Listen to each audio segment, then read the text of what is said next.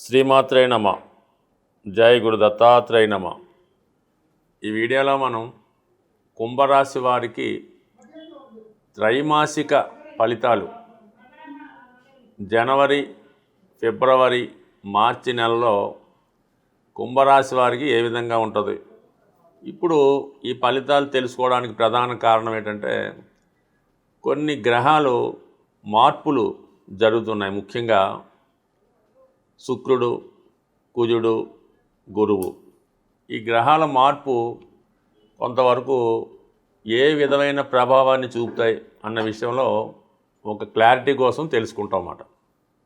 ముందుగా ఏంటంటే శుక్రగ్రహం అన్నది కుంభరాశి వారికి వెరీ ముఖ్యమైన గ్రహం, ఇంపార్టెంట్ గ్రహం. అది చతుర్థ భాగ్యాధిపతిగా ఈ రాశికి యోగకారకుడు. అందువలన ఏంటంటే శుక్రుడు ఎంత బలంగా ఉంటే వీళ్ళ జీవితంలో అంత సౌకర్యాలు, సుఖాలు, ఆనందాలు, సంతోషాలు పొందడం జరుగుతూ ఉంటుంది. అటు వివాహం, అటు ఆరోగ్యం ఇవన్నీ కూడా శుక్రుడి యొక్క అనుగ్రహంతోనే ఈ రాశి వారికి రావడం జరుగుతూ ఉంటుంది.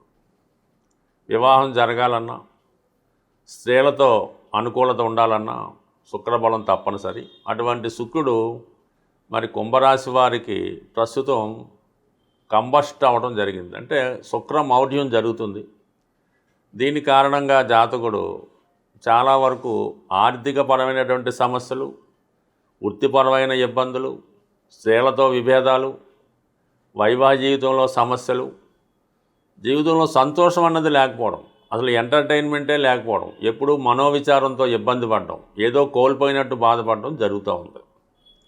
ఎప్పటి వరకు ఈ చికాకు, ఈ ఇబ్బంది ఈ రాశి వారికి ఉంటుందంటే ఫిబ్రవరి 14 వరకు ఈ విధమైన ఇబ్బంది ఈ రాశి వారికి ఉంటుంది. ఫిబ్రవరి 14 నుంచి శుక్రమౌఢ్యం వెళ్ళిపోవడంతో ఈ రాశి వారికి ప్రధానంగా వాహన సౌఖ్యం అయితేనే, మాతృ సౌఖ్యం అయితేనే, విదేశ వ్యవహారాలు అయితేనే ఇవన్నీ చాలా వరకు అనుకూలిస్తాయి. అలాగే ఆర్థిక పరంగా ఉన్నటువంటి సమస్యలు చాలా వరకు విడిపోతాయి.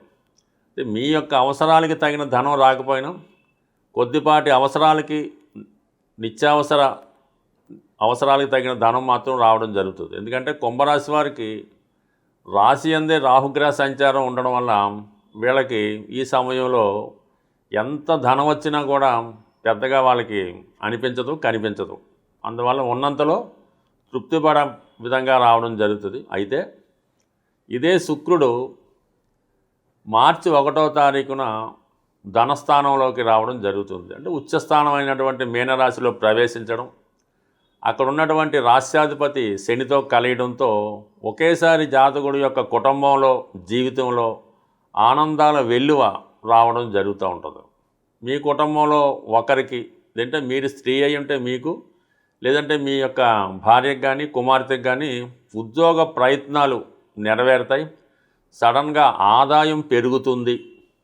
ఒక అదృష్టం లాంటిది. అంటే ఒకేసారి మనీ ఫ్లో పెరగడం వల్ల బంధువులు కూడా మిమ్మల్ని అభినందించడం, మీ గృహాన్ని విజిట్ చేయడం, మీ యొక్క అదృష్టాన్ని వాళ్ళు అభినందించే విధంగా జరుగుతూ ఉంటుంది. ఏదో ఒక శుభకార్య రూపంలో రావడం వల్ల చాలా కాలంగా దూరంగా ఉన్నటువంటి మిత్రులు కలుసుకోవడం, ఏదో శుభకార్యం రావడం జరుగుతూ ఉంటుంది. మొత్తం మీద ఈ కుంభరాశి వారికి చాలా అద్భుతమైనటువంటి పీరియడ్ వీళ్ళ జీవితంలో చెప్పాలంటే ఈ సంవత్సరంలో మార్చి 1 నుంచి మార్చి 25 మధ్యలో చాలా అద్భుతంగా ఉంటుంది. కంప్లీట్గా స్త్రీలకి నిరుద్యోగ సమస్యల నుంచి బయటపడతారు. మగవారైతే కుటుంబ సమస్యల నుంచి అన్నింటినీ కూడా బయటపడతారు. ఇది శుక్రుడు ఇచ్చే ప్రభావం. ఇక గురువు పంచమ స్థానంలో ఉంటూ వక్రగమనం వల్ల కొన్ని అవకాశాలు దగ్గరగా వచ్చి మిస్ అవుతాయి. అంటే ఉద్యోగం లేదు, కొత్త ఉద్యోగం వస్తుంది అనుకుంటారు, చివరి నిమిషంలో క్యాన్సిల్ అయిపోతూ ఉంటుంది. ఈ పెళ్లి ప్రయత్నాలు కుదిరాయి, వివాహం కుదురుతుంది, లేదంటే ప్రెగ్నెన్సీ వస్తుంది, సంతానం కలుగుతారు, ఏదో విధంగా మిస్ అవ్వడం జరుగుతూ ఉంది. అటువంటి గురువు ఈ మార్చి 14న రుజు మార్గంలోకి రావడంతో చాలా వరకు మీరు ఏదైతే ఆశిస్తున్నారో ఆ ఫలితాలు మీకు, అంటే గురువు కారకత్వాల ద్వారా వచ్చేవి, భావకారకత్వాల ద్వారా వచ్చేవి కలిసి వస్తాయి. అంటే గురువు ధనకారకుడు అవటం వల్ల, ధన లాభాధిపతిగా లాభస్థానాన్ని వీక్షించడం వల్ల 100% సంతాన సౌఖ్యం లభిస్తుంది. సంతానం ద్వారా శుభవార్తలు వింటారు, పిల్లలకి ఏదో ఉద్యోగాలు వస్తాయి, అలాగే కుటుంబ ఆదాయం పెరుగుతూ ఉంటుంది. ఓవరాల్గా ఆర్థిక పరమైనటువంటి సమస్యలు ఆటోమేటిక్గా మీకు ఈ మార్చి 14 తర్వాత కంప్లీట్గా సాల్వ్ అవుతాయి. అలాగే మీరు ఇప్పుడున్నటువంటి చిన్న చిన్న బలహీనతల నుంచి, వ్యసనాల నుంచి, అనారోగ్య సమస్యల నుంచి బయటపడడం జరుగుతూ ఉంటుంది. ఇది విద్యార్థులకైతే విద్యలో చాలా ఇంట్రెస్ట్ పెరిగి ఆటోమేటిక్గా చదువులో పడతారు. మిడిల్ ఏజ్లో వాళ్ళైతే బలహీనతల నుంచి బయటపడడం జరుగుతూ ఉంటుంది. పెద్దవాళ్ళు వయసు మళ్ళిన వాళ్ళైతే వాళ్ళు అనారోగ్యం నుంచి బయటపడడం, ఆధ్యాత్మిక చింతన పెరగడం, మనసు ఒక ప్రశాంతత ఏర్పడడం జరుగుతూ ఉంటుంది ఈ గురువు యొక్క అనుగ్రహంతో. ఇక కుజుడు ప్రస్తుతం లాభస్థానంలో ఉంటూ జనవరి 15న వ్యయస్థానంలోకి వచ్చి ఉచ్చస్థితిలో ఫిబ్రవరి 23 వరకు ఉండడం వల్ల కంప్లీట్గా మీరు కొనాలనుకునే స్థిరాస్తి కొంటారు, రుణాల నుంచి బయటపడతారు, కొన్ని బాధ్యతల నుంచి కంప్లీట్గా విడుదల అవ్వడం జరుగుతుంటుంది. ఏదో ఒక స్థిరాస్తి కొనే ప్రయత్నం చాలా వరకు నెరవేరే అవకాశం ఉంది. అయితే కొన్ని విపత్కర పరిస్థితుల నుండి అనూహ్యంగా బయటపడే అవకాశం ఉంటుంది. ఏదైనా మీ జన్మజాతకంలో ఉన్నటువంటి గ్రహాలు గోచారరీత్యా ఇబ్బంది పెడుతున్నటువంటి గ్రహాలు ఏవైనా మీకు అనుకూలంగా మారాలి అంటే, ఆ గ్రహాలు మీకు మంచి ఫలితాలు ఇవ్వాలి అంటే, మీరు నివసిస్తున్నటువంటి గృహంలో వాస్తు కూడా పర్ఫెక్ట్గా ఉండవలసి ఉంటుంది. మీ గృహంలో ఉన్నటువంటి 8 దిక్కుల పైన ఈ నవగ్రహాల ప్రభావం ఉన్నది ఉండడం జరుగుతూ ఉంటుంది. అది వరుసగా మనం చెప్పుకుంటే తూర్పు వైపు అనుకూలంగా లేకపోతే, వాస్తు దోషాలు ఉంటే రవి యొక్క ప్రభావం వల్ల ఇబ్బందులు కలుగుతూ ఉంటాయన్నమాట. అనారోగ్య సమస్యలు, యజమాని సరైనటువంటి క్రమశిక్షణలో లేకపోవడం, ఆర్థిక పరమైన ఇబ్బందులు, నిరుద్యోగాలు వస్తుంటాయి. దాని తర్వాత ఆగ్నేయ దిక్కులో ఇబ్బంది వల్ల అక్కడైనా నూతులు, గోతులు, టాయిలెట్లు వగైరా ఉంటాయి.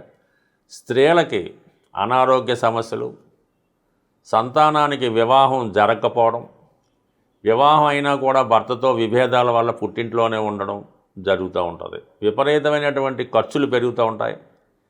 ఆ కుటుంబంలో పిల్లలు పెద్దవాళ్ళని ఎదిరిస్తూ ఉంటారు. ఇక దక్షిణ వైపు ప్రభావం ఉంటే కోర్టు సమస్యలు, బయటవారితో తగువులు, నిరుద్యోగ సమస్యలు, శుభకార్యాలు వాయిదా పడడం జరుగుతూ ఉంటుంది. అంటే దక్షిణ దిక్కు కుజుడు అధిపతి, కుజుడు బలహీనంగా అవుతాడనమాట.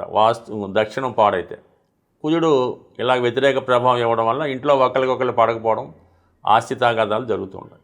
ఇక నైరుతి అన్నది ఇంపార్టెంటు. నైరుతి ప్రభావం రాహు మీద చూపిస్తూ ఉంటుంది. నైరుతిలో గొయ్యలున్నా, సరిగ్గా పర్ఫెక్ట్గా లేకపోయినా, టాయిలెట్లున్నా యజమానికి మూర్ఖత్వం ఎక్కువగా ఉంటుంది. ఎవడి మాట వినడం, మోకాళ్ళ నొప్పులతో బాధపడుతూ ఉంటాడు. ఆర్థిక సమస్యల వల్ల ఆ పిల్లల్ని కంట్రోల్ చేయలేకపోతుంటాడు. ఇంట్లో ఆడపిల్లలకు కానీ మగపిల్లలకు కానీ ధనం లేకపోవడం వల్ల వివాహం వాయిదా పడుతుంటుంది. ఏదో ఒక వ్యసనానికి ఆ యజమాని బలహీనపడుతుంటాడు. ఇక పడమర దిక్కు ప్రభావం, పడమర దిక్కు సరిగ్గా లేకపోతే శని విజృంభిస్తూ ఉంటాడు. అంటే ఆ ఇంట్లో అందరికీ అనారోగ్యాలు, పని లేకుండా ఇంట్లోనే కూర్చోవడం, వ్యసనాలు కలుగుతూ ఉంటాయి. మనీ సేవింగ్స్ అన్నది ఉండదన్నమాట. వచ్చింటే ఖర్చు అయిపోతుంది. ఇక వాయువు దిక్కు ప్రభావం వల్ల చంద్రుడు ఎఫెక్ట్ అవుతూ ఉంటాడు. లవ్ అఫైర్సు, అక్రమ సంబంధాలు, జోదం, బెట్టింగ్లో ధనం పోగొట్టుకోవడం జరుగుతూ ఉంటుంది. ఇక ఉత్తరం అనుకూలంగా లేకపోతే బుధగ్రహం ఇబ్బంది పడతాడు అనమాట. నిరుద్యోగ సమస్యలు, వ్యాపారంలో నష్టం, అలాగే చదువు సరిగ్గా రాకపోవడం, సబ్జెక్టులు ఉండిపోవడం, పిల్లల మాట వినకపోవడం, సరిగ్గా వాళ్ళు చదవలేకపోవడం, చదువుకున్న పాస్ అవ్వకపోవడం, ఇటువంటి ఇబ్బందులు కలుగుతూ ఉంటాయి. ఇక ఈశాన్యం ప్రభావం వల్ల దైవభక్తి లోపించడం, అనాచార కార్యక్రమాలు, ఆ కుటుంబంలో మగపిల్లలు ప్రయోజకులైతే దూరంగా ఇల్లు వదిలి వెళ్ళిపోవడం, ఇంటి వారితో సరైన సంబంధాలు లేకపోవడం, కుటుంబం గురించి పట్టించుకోకపోవడం, దైవభక్తి లేకపోవడం, ఇవన్నీ కలుగుతూ ఉంటాయి. మరి ఈశాన్య ప్రభావం అటు కేతువు, అటు గురువు మీద రావడం జరుగుతుంటుంది. అలాగే సంతానం కూడా కలగకుండా దంపతులు ఇబ్బంది పడుతూ ఉంటారు. అందువలన మీ జాతకం సరిగ్గా ఉన్నా, ఆ గ్రహాలు కరెక్ట్గా ఉన్నా, అవి మంచి ఫలితాలు ఇవ్వాలంటే మీరు నివసిస్తున్నటువంటి గృహం కూడా పర్ఫెక్ట్గా ఉంటే ఆ ఫలితాలు మీకు తొందరగా రావడం జరుగుతూ ఉంటుంది. బట్ ఏదైనా ప్రతిదానికి ఒక పరిష్కారం ఉంటుంది.